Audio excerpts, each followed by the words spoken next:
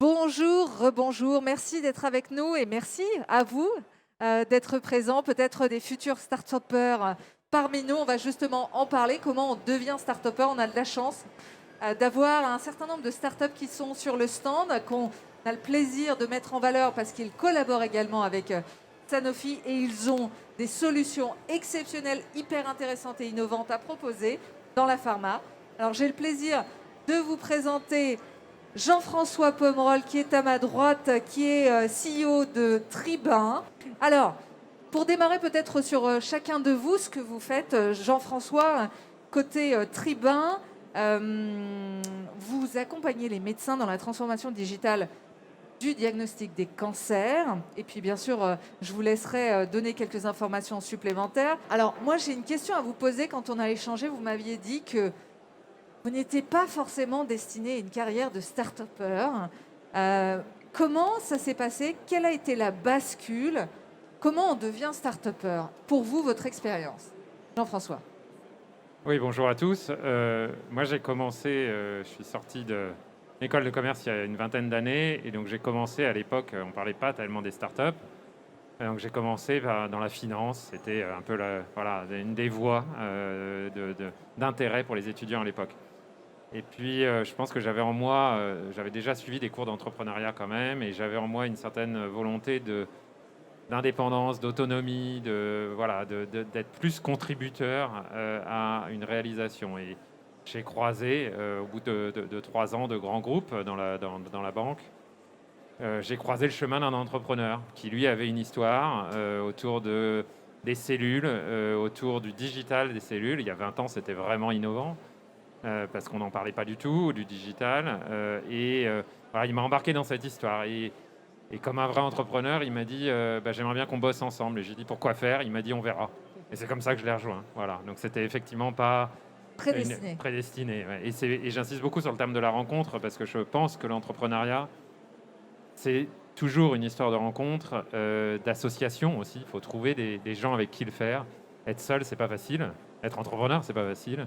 Et donc voilà, trouver les bonnes personnes, ça c'est vraiment un message à avoir en tête. S'il y a parmi nous des personnes qui souhaiteraient se lancer dans une start-up, parce que c'est vrai que ça fait rêver, quels sont je dirais, les éléments fondamentaux pour lancer une start-up dans la vraie vie? Jean-François. Je pense qu'il faut, enfin, les éléments importants, bon, il faut une idée évidemment, mais je crois que l'idée, il y a plein d'idées. Il y a plein de gens qui ont des idées et que la meilleure idée, c'est comment la mettre en œuvre. C'est-à-dire que je pense qu'on peut démarrer des startups dans plein de domaines, que la difficulté, c'est de savoir, voilà, tout le monde pouvait penser créer Uber, voilà. Mais il n'y a que Uber qui a réussi. Il y en a plein d'autres qui n'ont pas réussi. Et je pense que c'est une question d'avoir réussi à mettre en musique cette idée, à lui donner du corps. Alors, il faut un peu de chance, il faut un peu d'inconscience, je pense aussi, parce que si on commence à réfléchir à tout, je pense qu'on se lance jamais. Moi, mon patron, il n'était pas assuré, par exemple. Quand je l'ai rencontré, voilà, il n'avait jamais pensé à s'assurer, à mettre en place un certain nombre d'exigences finalement. Et il m'a dit, ouais, mais si j'avais commencé à regarder ça, je me serais jamais lancé. Et je pense qu'il avait raison. Donc il faut un peu d'inconscience, un peu de chance, une idée, bonne, mauvaise, mais surtout la capacité à amener des éléments de réalisation. Voilà. Et puis trouver le bon. Il y a une question de tempo aussi, de timing plutôt. C'est-à-dire qu'il y a des idées qui sont trop tôt ou trop tard. Et je pense que ça, c'est important, c'est-à-dire d'être sûr qu'on va rencontrer un marché. Et des fois, l'idée, elle est bonne, mais elle est précurseur, elle est trop tôt. Voilà, donc c'est ça aussi qu'il faut essayer d'évaluer. Moi, je pense qu'un des grands challenges, en fait, c'est parce qu'on est dans la Startup Nation, aujourd'hui, il y a une espèce de valorisation de ça. De positif, c'est positif de créer une entreprise, c'est positif d'être son propre chef, etc. Je pense que le principal challenge, c'est le changement. C'est-à-dire qu'une startup, ça change. Moi, j'ai quitté les grands groupes parce qu'on changeait d'organisation tous les 2 ans. Dans la banque, il y avait des organisations matricielles, verticales, on croisait ça, le siège, les filiales, etc. Il y avait beaucoup de rivalité politique et ça me pesait énormément. Mais dans les startups, on change tous les 6 mois, j'ai envie de dire, parce qu'il y a des nouvelles personnes qui arrivent, il y a beaucoup de recrutement, il y a des gens qui partent, il y a les choses qu'on lance et qui ne marchent pas, donc on corrige, on essaye d'être agile. Et ça, c'est un vrai challenge parce qu'il y a des gens, la plupart d'entre nous d'ailleurs, on aime un peu quand même la stabilité, le confort, un cadre. Voilà. Et donc, C'est pas toujours facile de trouver les bonnes personnes, des personnes qui vont accepter cette insécurité liée au changement. C'est pas facile pour soi déjà, c'est pas facile pour ses collègues. Et voilà. Et donc ça, je pense que ce changement qui est lié à l'évolution et voilà, aux itérations, ça marche pas, on avance, etc. C'est vraiment un gros challenge. Et surtout dans les phases de croissance où il y a beaucoup de personnes qui arrivent, des nouvelles personnes qu'il faut faire adhérer à un projet. Voilà. Donc je pense que le challenge humain et la vitesse et le changement, c'est vraiment le point difficile d'une startup. Donc il ne faut pas idéaliser ça non plus.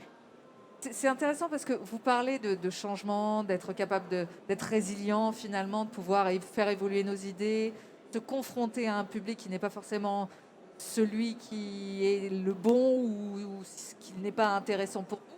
Mais vous ne parlez pas de levée de fonds parce que la start-up est quand même, je dirais, c'est intrinsèquement, c'est indispensable de lever des fonds. Et pourtant, vous n'en parlez pas comme des challenges. Pourquoi? Je suis assez étonnée parce que c'est quand même un challenge de lever des fonds. Oui, je pense qu'il y a beaucoup d'argent disponible. Ça ne veut pas dire qu'il est facile à trouver, je te rejoins complètement. Là aussi, on est dans un... Il y a un moment aussi, on le sent, où on est prêt à lever et où les investisseurs sont prêts à nous entendre par rapport à ce qu'on leur raconte. Donc voilà, mais ça s'est beaucoup amélioré. Il y a tout un écosystème en France aujourd'hui. J'étais hier à une conférence sur justement la profondeur de l'écosystème des VC, etc. Je crois que ça n'a jamais été aussi bon qu'aujourd'hui. Donc c'est un process. Voilà, je dirais sur la levée de fonds, ce qui est difficile, c'est de la doser parce qu'en fait, on a toujours tendance à vouloir lever peu et en fait, en tous les cas, nous, on est dans un marché mondial. Global, Europe, Amérique du Nord. Et donc, si on veut réussir, il faut beaucoup d'argent, en fait. Et il en faut sûrement plus que ce qu'on ose soi-même demander. Alors, moi, j'ai fait des business plans. Je me disais, je suis content, j'ai levé pas mal. Et en fait, je me rends compte que j'ai pas levé assez. Et donc, on va retourner plutôt rechercher de l'argent. Voilà. Et donc, ça, je pense que c'est un élément à prendre en compte. Vous avez parlé tous les trois de vos différents challenges. Quels sont les leviers finalement? Comment vous vous y êtes pris pour surmonter ces challenges? Peut-être Jean-François pour démarrer. Euh, Effectivement, il y a le client d'abord, aller à son contact, ce que tu disais, Samy, c'est essentiel. Voilà, être très agile ou réactif par rapport à ce que le client va nous apprendre. Et même quand on a plusieurs années d'existence, qui est notre cas, on apprend encore beaucoup du client. Voilà, parce qu'on est dans la tech, on sort des nouvelles versions, des nouveaux produits. Et il ne faut jamais se reposer sur ses lauriers, ça va très vite. Et donc je pense que ça, c'est un point essentiel. Customer centric, hein, nous, c'est vraiment un sujet essentiel dans le discours et dans la pratique. Et puis après, c'est beaucoup les gens, c'est avoir une équipe, une petite équipe, mais dont on se sent en confiance, avec qui on peut partager les bonnes comme les mauvaises nouvelles, parce qu'il y a des mauvaises nouvelles. Et c'est la même chose avec les VC. Nous, on a la chance de bien s'entendre avec nos VC. Donc de pouvoir leur dire des bonnes et des mauvaises nouvelles et d'essayer de construire ensemble des solutions. Et ça, je pense que c'est aussi essentiel. Alors justement, je rebondis sur également vos collaborations avec Sanofi. Comment ça se passe? Parce que vous disiez tout à l'heure qu'il faut aller très vite, il faut pouvoir être résilient, rebondir, et en même temps, tout peut s'accélérer. Comment ça se passe avec un groupe, avec une grande industrie pharma comme Sanofi, qui, vous le savez, on le sait tous, quand c'est des grandes industries, bah, ça bouge beaucoup moins vite. Donc est-ce que ça veut dire que vous devez vous adapter et évidemment, ils vont s'adapter à vous? Comment vous gérez cette relation? Nous, on est rentré en relation avec Sanofi via un high-tech award, donc un concours digital organisé par Sanofi à destination de start-up. Je pense que c'est une bonne façon de rentrer en relation avec un grand groupe parce que ça nous ouvre une porte. Alors évidemment, on a pitché, on a expliqué ce qu'on voulait faire, on a eu la chance d'être retenu.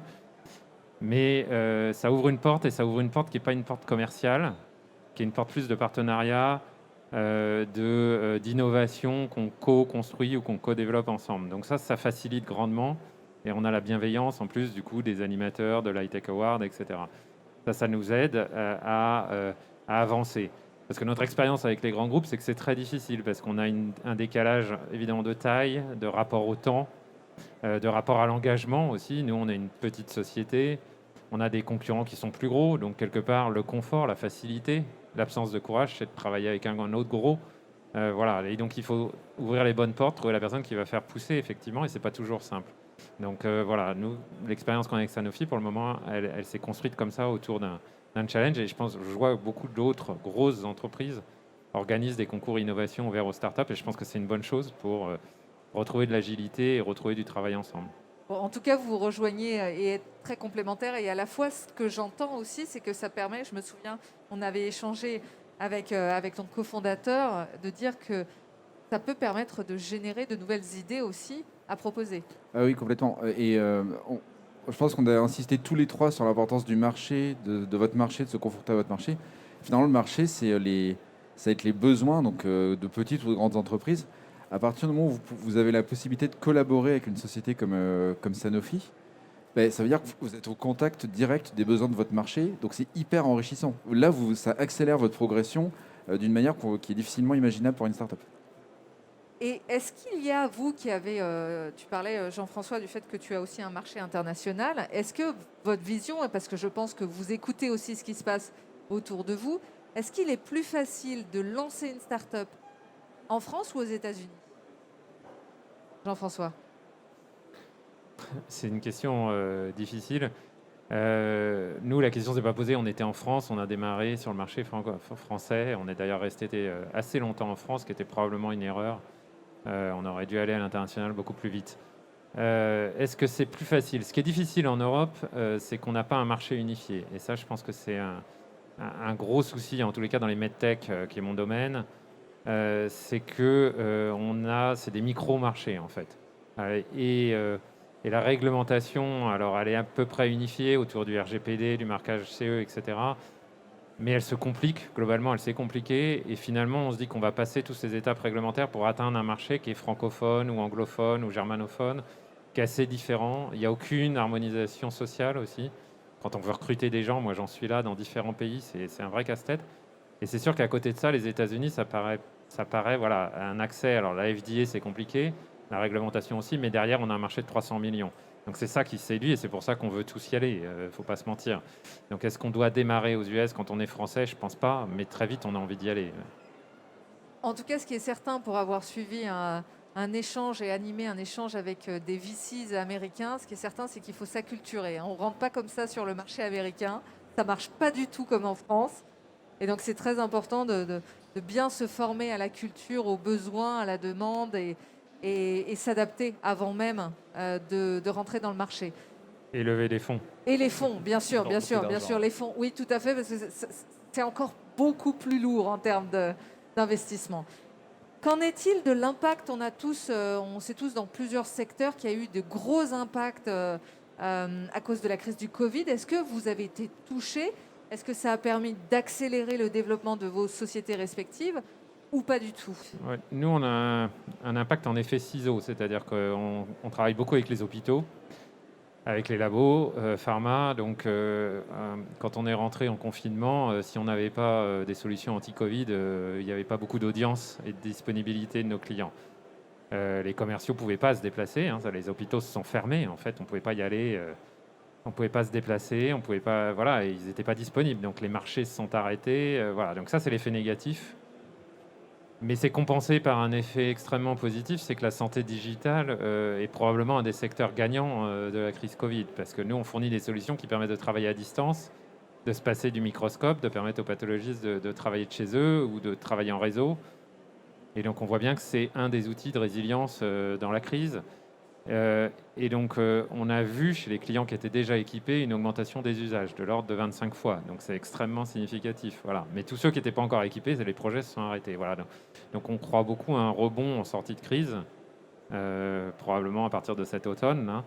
Il y a beaucoup, en plus, un des effets collatéraux, c'est qu'il y a quand même en France, en Allemagne, en Angleterre, dans la plupart des pays, une volonté politique, on va voir si elle demeure, mais d'investir énormément dans la santé et la santé digitale notamment, hein. Il y a beaucoup d'appels à projets, beaucoup de financement.